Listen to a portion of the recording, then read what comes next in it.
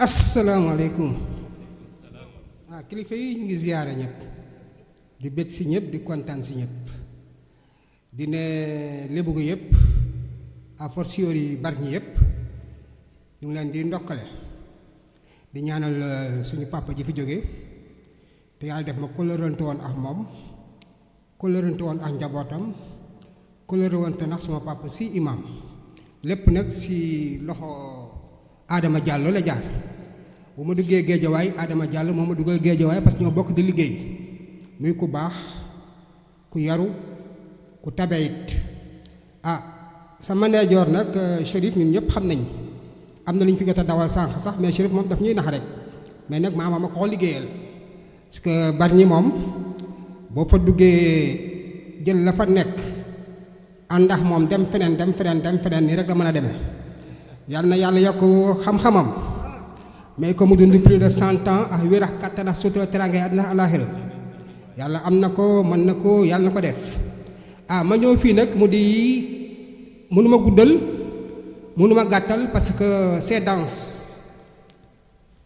cercle bi dafa dense li fi jaar yëpp vraiment dafa mel ne fu nekk dañ fa tànn kenn tànn fële kenn indi leen nag vraiment bés bee ko waral ba tax na ñu ngi gërëm ñëpp di xam ne fasante nañ kóllëre ak bés bii tey mooy sama ñaareelu yoon ma ñëw fii si gàmmu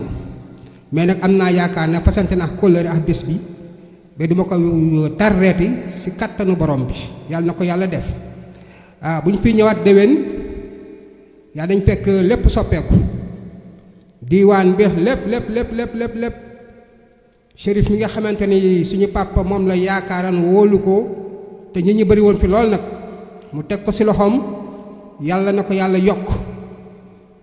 teraanga ji parce que Serigne Cheikh Ahmed Tijani doon na ko wax mu ne jamono léegi borom xam-xam yi foog ñu yore ay milliards yàlla na leen ko yàlla defal parce que it ngay wax nit ñi di bëgg wax dëgg yàlla dara dàqu ko man de sama xol tooy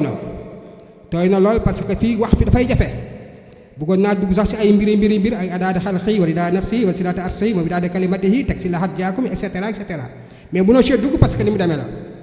ni mu demalee man fu point war a nekk war nga fa def tam nga def fa virgule fu virgule war a nekk tam nga def 3 points de suspension ba tax na daal dañuy sant Chérif duñ guddal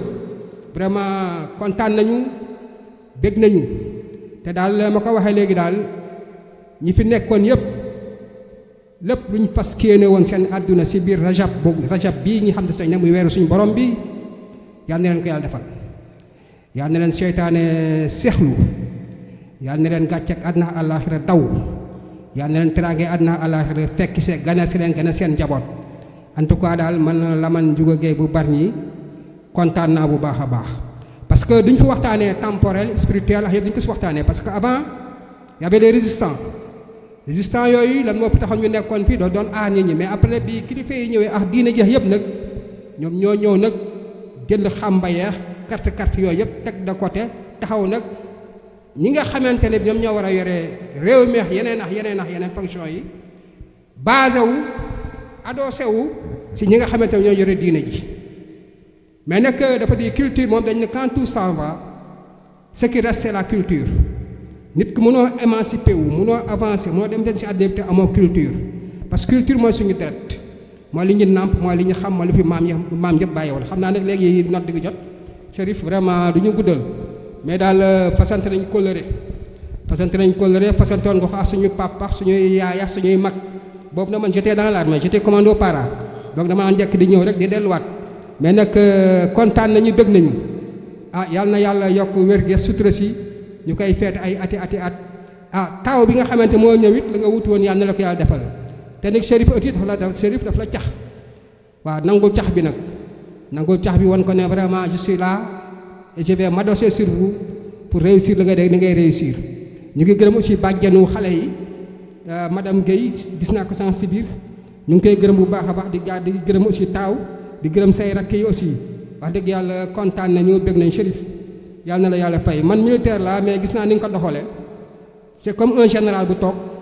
ku nekk ku wax nga rectifier teg si la nga say teg ainsi de suite lii la de tey jii àddina bi dëkk bi ku la ko joxoon tey nga dirigé ko non coaching la coaching dara du leneen waaw ragal moom yab yàlla la parce que dañ ne nit ki bu fekkente ne dañ ne kii moo bëri alal kii mu nangam ak nangam ak am na sax ñoo ma see dugg parce que milieu bi c'est hétérogène ku nekk a ngi fi te doomi aadama xelam day xaw a ñaaw yenn saa yi man nga wax mu yaakaar na nga koy gaar waa ba am na loo ko xamal nangam ak nangam ak nangam mais daal yàlla na la fi yàlla bàyyi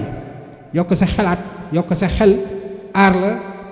jël nag ñi nga xamante ñoo la yàlla gën a rus diine ji si àddina bi yëpp ñu doon say xarit yàlla na ko yàlla def. jërëjëf jaraaf ana sa ñaari sœur yi